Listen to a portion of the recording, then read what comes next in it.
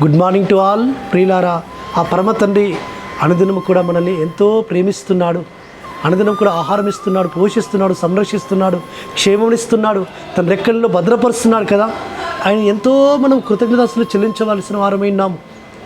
అవును ప్రియులారా, ఆ పరమ తండ్రి ఎంత ప్రేమమయుడు అంటే మనం ఆయనకు తగిన విధంగా మనం గణపరచకపోయినప్పటికీ, మహపరచకపోయినప్పటికీ, ఆయనను సన్నిధిలో ప్రార్థించకపోయినప్పటికీ ఆయన మాత్రం తన వాత్సల్యతను, తన యొక్క కృపను మన మీద అనుదినము చూపిస్తూనే ఉన్నాడు, కుమ్మరిస్తూనే ఉన్నాడు. ప్రియులారా, ఈ దినం కూడా అనుదిన కృపణ లేఖన భాగం మనం చూసుకుంటుంటే యెహెజ్కేలు గ్రంథము 36వ అధ్యాయము 11వ వచనంలో మునుపటి కంటే అధికమైన మేలు మీకు కలగజేసేదను. మునుపటి కంటే ప్రియులారా, మునుపు మన జీవితాల్లో పరమతండ్రి అనేకమైన మేలుతో మనం నింపుతున్నాడు. ఇప్పుడు ఇంకా అత్యధికంగా విశ్వసించి ఆయన సన్నిధిలో మనం చేస్తున్న ప్రార్థనలు, మనకు ఆ స్తుతి ఆరాధన నైవేద్యం ఇంకా అత్యధికమవుతున్నప్పుడు ఇంకా ఆయన అత్యధికమైన మేలుతో మనం నింపుతూ వస్తుంటాడు. ఆయన యందు భక్తుల వారి నిమిత్తము ఆయన దాచించిన మేలు ఎంతో గొప్పది. నరుల ఎదుట ఆయనను ఆశ్రయించిన వారి నిమిత్తము ఆయన సిద్ధపరిచిన మేలు ఎంతో గొప్పది.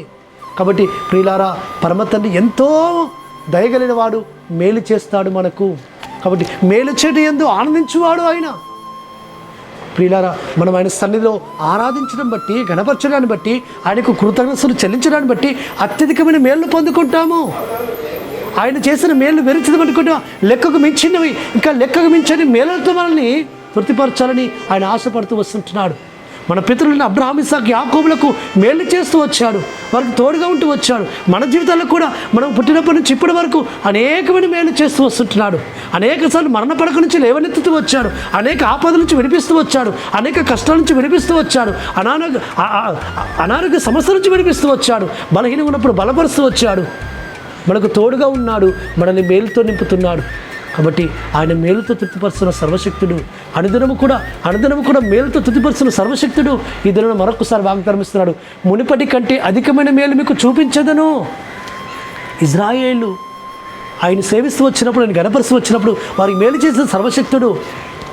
వారిని ఆయా దేశాలు చెదరగొట్టినప్పుడు వారికి సెలవిస్తున్నాడు, ఇజ్రాయేలులారా, నా ప్రజలారా, నేను మిమ్మల్ని మళ్ళీ స్వదేశంలో రప్పించదను, మీకు మునుపటికన్నా అధికమైన నేను మేలు చేసేదను అంటున్నాడు. అంటే ప్రియులారా, మనము ఆయన ఆరాధిస్తూ, గణపరుస్తూ, మహేపరుస్తూ ఆయన సన్నిధిలో కనబడుతూ వస్తుంటున్నప్పుడు అత్యధికమైన మేలుతో మనం నింపుతూ వస్తుంటుంటాడు.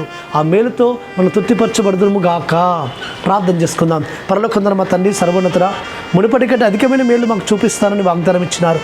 అయ్యా, ఆ మేలు మేము పొందుకొని కృతజ్ఞత హృదయమై నిత్యం ఉండడానికి సహాయం చేయమని ప్రార్థిస్తూ, మానసికుడు, విమోచకుడు, నజరేయుడైన యెహోవా సతిపరిశుద్ధమైన నామమున స్తుతించి ప్రార్థించి వేడుకుంటున్నాము తండ్రి.